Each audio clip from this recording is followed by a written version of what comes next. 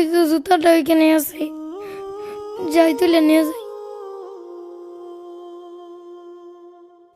আরে জুতা তো মুড়িতেই পড়ছে, তাড়াতাড়ি যাই।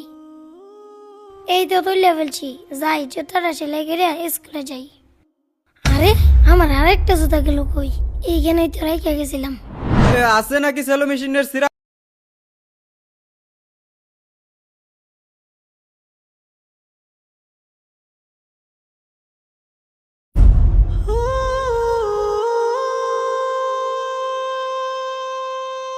স্যার আসি।